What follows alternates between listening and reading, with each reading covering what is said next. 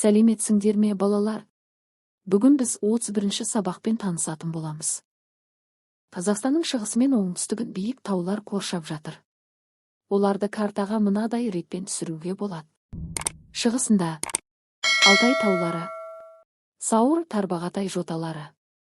Оңтүстік шығысында Жетісу, Жоңғар, Алатауы, Іле Алатауы. Оңтүстігінде Тянь-Шань таулары. Оның ішінде Қаратау, Талас Алатауы, Кетпен жотасы бар. Картада Қазақстан картасын ал. Шығыс бөлігінен Алтайды белгіле. Одан төменірек Сауыр, Тарбағатайды сал. Оңтүстік шығысқа Жетісу Алатауын және Іле Алатауын көрсет. Оңтүстігіне Тянь-Шаньды жаз. Сұрақтың екінші бөлігі. Сендер тұратын жерде тау жоталары бар ма? Егер бар болса, оның атын жазыңдар.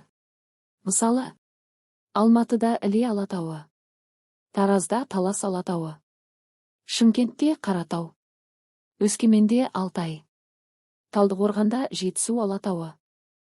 Судың басқа да бұзылу, ластану түрлері бар. Биологиялық ластану. Су ішіне микробтар, бактериялар, вирустар түскенде болады. Көбіне кәріз сулары, мал қорасынан аққан су арқылы келеді. Химиялық ластану. Улы заттар, тыңайтқыштар, пестицидтер, жанармай, мұнай қалдықтары суға түскенде. Өзен көлдерге зауыт, фабрика сулары қосылғанда кездет. Физикалық ластану.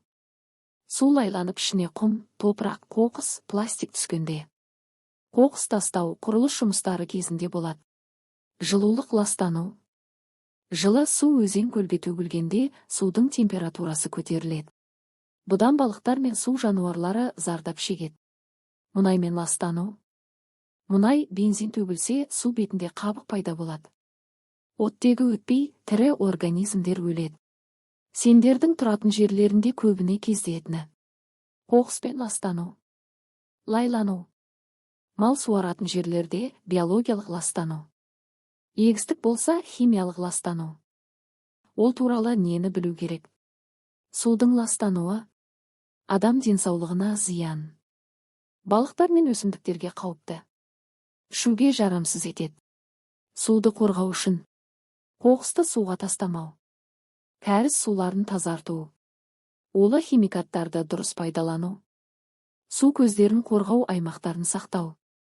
Бір су тамшысының саяхаты, су айналымы. Сендер докторға қарап, тамшыны елестетіп, оның қалай саяхаттайтынын түсіндіресіздер. Мысалы, булану жерден ауаға. Күннің жылуы су беттерін буландырады. Су тамшысы ауаға көтеріліп, буға айналады. Конденсация – бұлттардың пайда болуы. Бұл суық ауамен кездескенде тамшыларға айналып, бұлт түзеді. Салқындау және жауын-шашын түсуі. Су тамшылары ауырлап, жаңбыр, қар немесе мұз түрінде жерге түседі. Жер беті арқылы ағу. Жаңбырдың суы өзендерге, көлдерге, теңіздерге құяды. Кейбір жерге сіңіп асты суға, жер асты суларына барады. Қайтадан булану. Су айналымы қайта басталады. 3 су айналымының маңызы. Су тіршілік үшін қажет, өсімдіктер, жануарлар, адам. Климатты реттейді. Су көздерін жаңартып, экожүйені қорғайды. Бір таудың пайда болуына қандай күштер әсер етеді? Таулар жер қыртысының қозғалыстар мен сыртқы күштердің нәтижесінде пайда болады. Оларға әсер ететін күштер. Ішкі күштер, эндогендік. Тектоникалық қозғалыстар жер қабаттарының қозғалуы, жоғары көтерілу, төмен түсу, таулар пайда болады. Мысалы, Гималай тауы жер қыртысының қозғалысынан пайда болды. Вулкандық әрекет, магма, жер бетіне көтеріліп, таулар түзеді. Мысалы, Кіші Азиядағы Этна тауы. Сыртқы күштер, экзогендік. Су мен жел эрозиясы тастарды жарып, жыныстарды тасымалдайды. Мұздықтар, мұздықтардың қозғалысы жоталарды қыршиды, алқаптарды түзеді. Температураның өзгеруі тастың жарылуына әсер етеді. Екі қандай себептен тау жыныстары үгіледі? Себептері. Су әсерінен. Жаңбыр мен өзен сулары жынысты ертіп, үгілтіп тасты шаң мен құмға айналдырады. Мысалы, өзен аңғарындағы құм, балшық. Температураның өзгеруі. Күн мен түннің айырмашылығы, суық пен жылудың ауысуы тастың жарылуы. Мысалы, жылы күнде кеңейген тастың суықта қысқаруы жарықтар пайда болады. Мұздықтар әсері. Мұздықтар қозғалғанда тасты үгілтіп шаң мен қиыршыққа айналдырады. Мысалы, Іле алатауындағы мұздықтар. Жел мен жел эрозиясы. Жел шаң мен құмды тастың бетіне соғып, оны тегістейді немесе үгіледі. Мысалы, қарқынды жел соғатын шөлдерде тау жыныстары тегістеледі. 3. Мұхит, атмосфера, таулы мұздық және өзен арасындағы су айналымының моделін құрастыру. Су айналымының моделі. Мұхит – негізгі су қоймасы.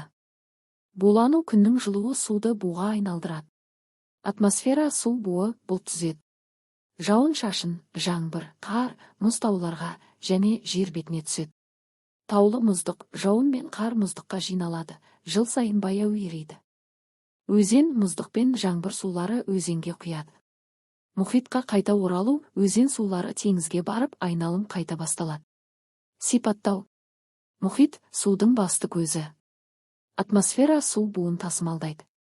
Таулы мұздық су қорын сақтайды. Өзен суды жер бетімен тасымалдайды. Осымен балалар, сабағымыз аяқталды. Келесі сабақты көру үшін менің каналыма тіркеліп, лайк басып пікір жазуды ұмытпа.